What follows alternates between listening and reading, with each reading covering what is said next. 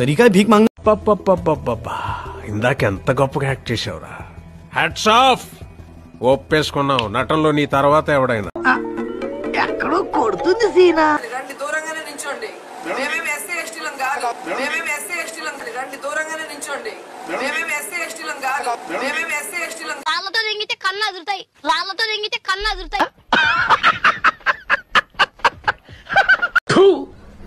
నువ్వు పొరపాటున మనిషి జాతిలో పుట్టేవరా. ఈ కూటమి ప్రభుత్వం అధికారంలోకి వచ్చిన తర్వాత అమ్మా నువ్వు ఉన్నావమ్మా.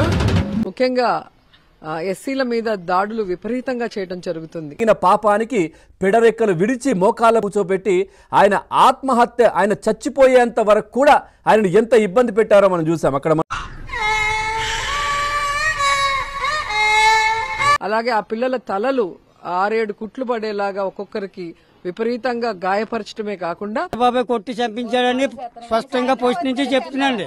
నేను కళ్ళారా చూసిన బాడీని దెబ్బలో బీచ్ లో ఇసుకలో దొల్లించి కొట్టేసి ఇసుక అంతా ఒళ్ళంతా నీరండి, సముద్రంలో ముంచేశారండి. బాడీ అంతా ఇసుకండి. అసలు అగ్రవర్ణ కుల మహిళలైతే ఎంత ఘోరంగా వాళ్ళ గురించి మాట్లాడారో ఆ వీడియోస్ మీరు ప్లే చేస్తే మీకే అర్థమవుతుంది. మేడం సెల్ఫీ అని ఫోన్ పట్టుకొని వచ్చారు.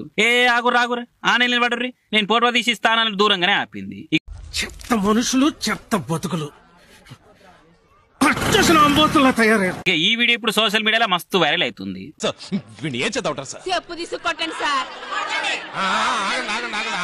మా ఇళ్ల ముందర ఎస్సీలు పోకూడదు, చెప్పులు చేతిలో పట్టుకొని ఊరు బయట నుంచి వెళ్ళాలి. అసలు ముందు మీ ఊరే ఖాళీ. దళిత ఉద్యోగి చేతులతో ఆ చెప్పులను మోయించారు. అంటే తను ముందెళ్తూ చెప్పులు తీసుకొని రా అని చూపించినటువంటి పరిస్థితి అక్కడ మనం చూస్తా ఉన్నాం. దానికి సంబంధించినటువంటి విజువల్స్.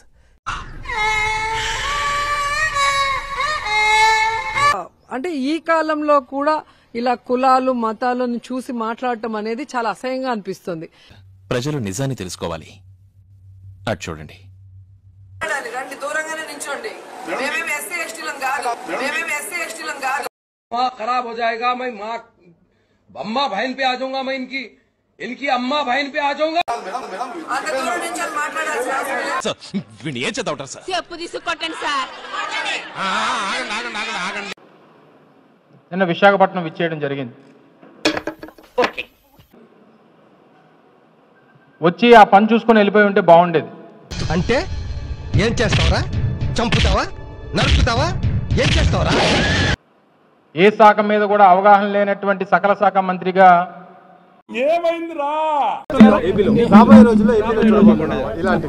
కోడి గుడ్డి మాత్రమే పెట్టగలదు. కోడిని పెట్టలేదు. ఏంటి బాబా అన్న? ఇంకోసారి అన్న. కోడి గుడ్డి మాత్రమే పెట్టగలదు. కోడిని పెట్టలేదు. ఇప్పుడు ఎక్కడ కొట్టాలరా నిన్ను? కొట్టకుండా పనే మార్గం లేదా? ఉంది. और अभी तो रुको, క్లైమాక్స్ అవి బాకీ. సరే పరిస్థితి ఏంటంటే గుడివాడ అమరన్న దావోస్ కి పదామని అంటే ఆడ సలిగిని -డిగ్రీలు ఉన్నాయి, మనం పోలేమో.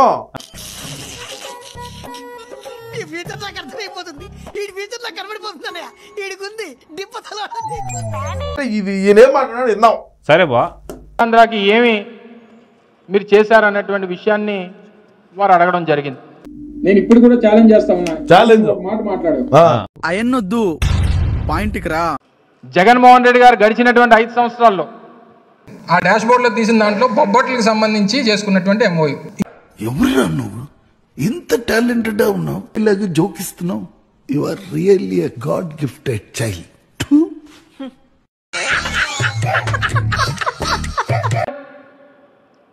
మీకు ఏదైనా చేత కాకపోయినా జగన్మోహన్ రెడ్డి గారు ఇంకోటి కూడా ఉంది. పచ్చళ్ళు, అప్పడాలు, ఇది ఒక ఎంఓ. అధ్యక్ష మనం బిర్యానీలో అట్లా వేసుకుంటాం కదా అధ్యక్ష, అల్లం వెల్లుల్లి పేస్ట్, జింజర్ గార్లిక్ పేస్ట్. ఈ జింజర్ గార్లిక్ పేస్ట్ కి సంబంధించి ఇది ఒక ఎంఓయూ. ఇంకా అవన్నీ ఎందుకులేండి మళ్ళీ అంత డీటెయిల్. ఏమిరా బాలరాజు, ఏమిరా ఉపయోగం దేశానికి నీ వల్ల? ఏదన్నా పని చేసుకోరా బేవకు.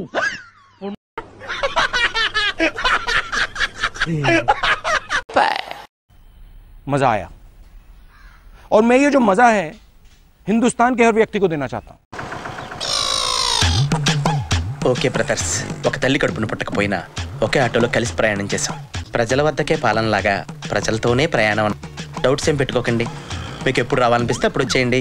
ఖర్చు లేకుండా కాఫీ తాగుతాం, బిల్లు కట్టకుండా భోంచేద్దాం సరేనా? అలాగే. బయలుదేరన్న మమ్మీకి ఆలస్యం ఎలా ఉంది?